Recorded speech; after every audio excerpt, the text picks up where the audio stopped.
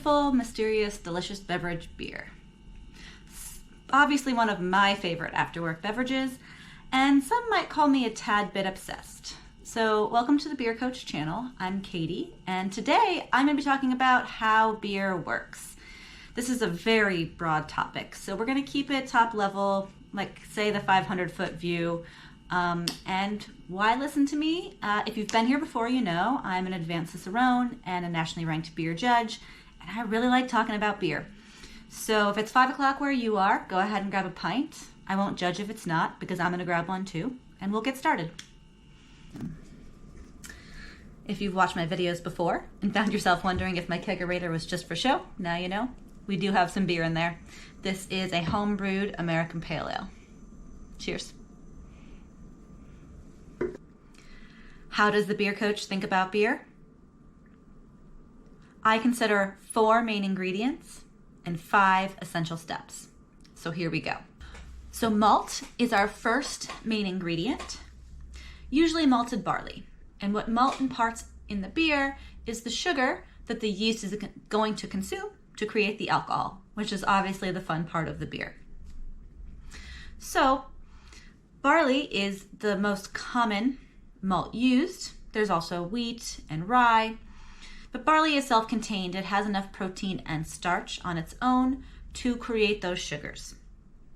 This is because the protein is broken down into enzymes, and the enzymes do the work of breaking down the starch into the sugars.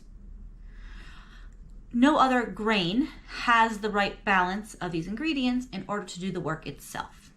So therefore, malted barley is the way to go. It is also adding flavor and color to the beer. Next ingredient is hops. Plenty in my pale ale. Hops are both the spice of beer and the terroir. They add the balance to the sweet malt character that we got from that ingredient. They bitter and they add aroma and flavor. And this flavor changes with where the hops come from, country, even region.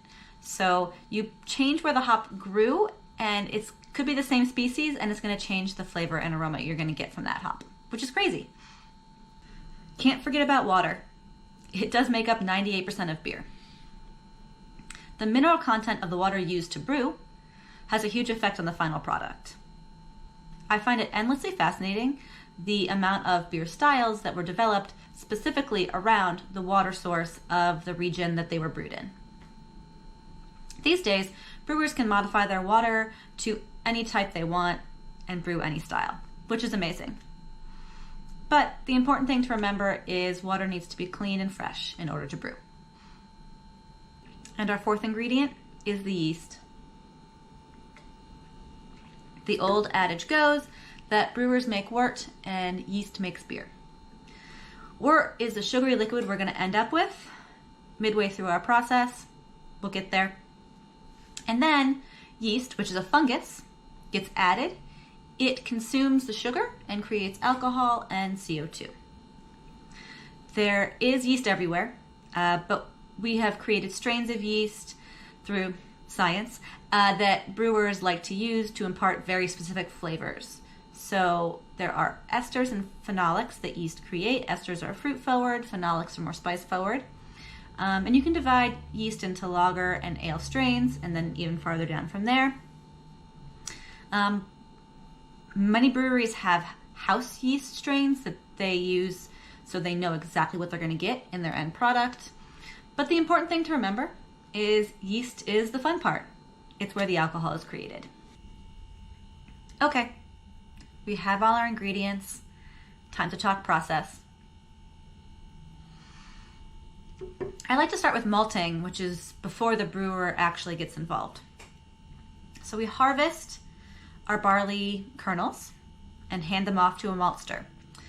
The maltster gets them wet, damp, and this tricks the barley into believing it's time to start sprouting.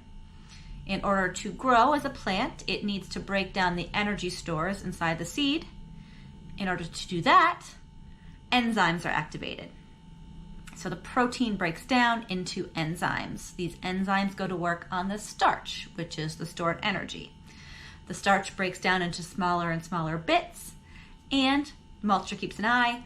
Once this seed is fully modified, which just basically means it's almost ready to start sprouting, the maltster cuts the process and dries it out.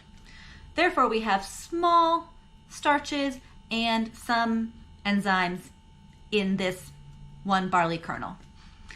And then it gets dried to preserve it and create flavor and color, which will be imparted on the beer. Time for the brewer to get involved. We've made it to the brew house.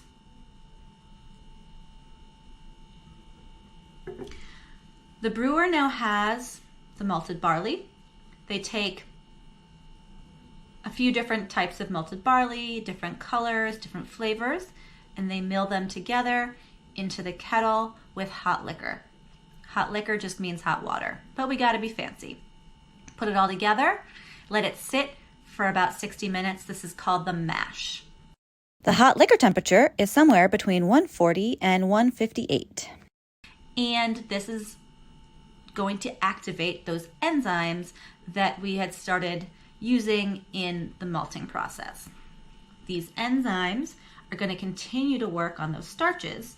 The starches are still too long for the yeast to consume, but at the end of the mash, we will have those 2-molecule long sugars that the yeast will be able to consume. Because remember, the goal is to have alcohol at the end. The other process that is happening during the mash is color and flavor is being extracted from the malted barley. Once the brewer has converted as much starch to sugar as they want, they move on to lautering. This is just a fancy word for removing the liquids from the solids.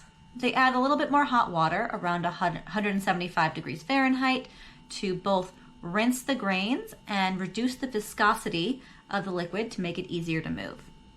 And this liquid is moved from the mash tun to the boil kettle. It also denatures the enzymes that have been active. I know, chemistry 101. Brewing is both a science and an art.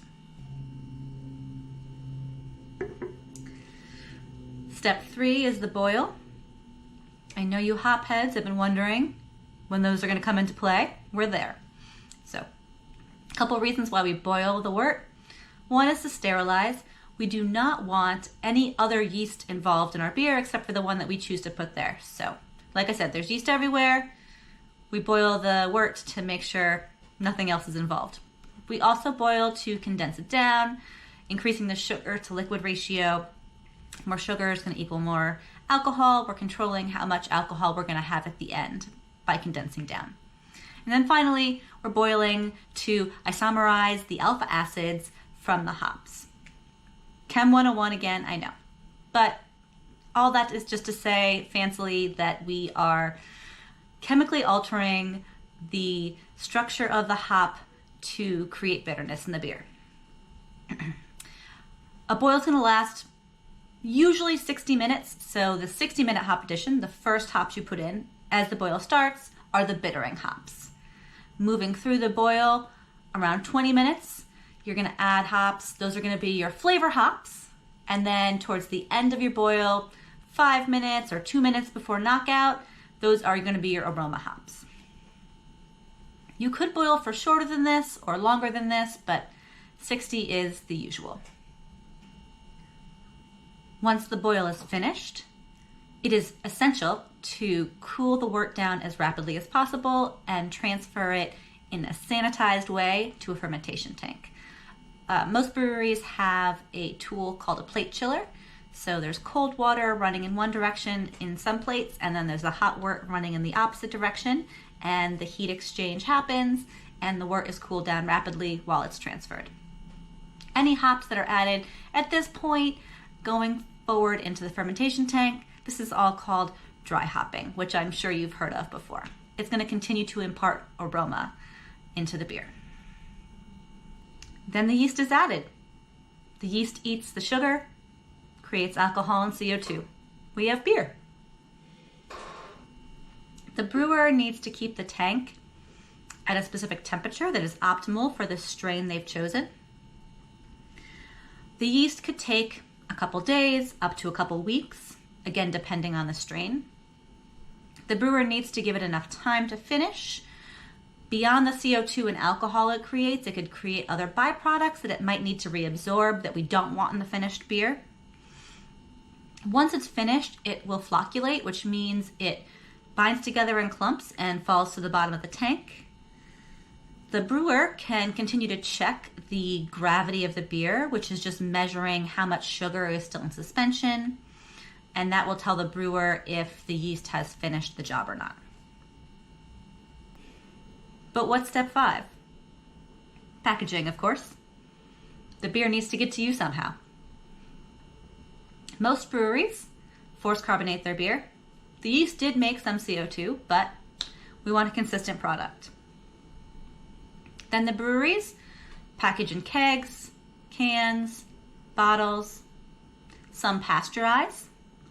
Some also filter before they package, so you have a very clear beer compared to what's in the tanks. But yeah, those are the steps. Now you have a beer. Cheers. This one was fun and challenging. I had a good time talking about beer. I've been the Beer Coach.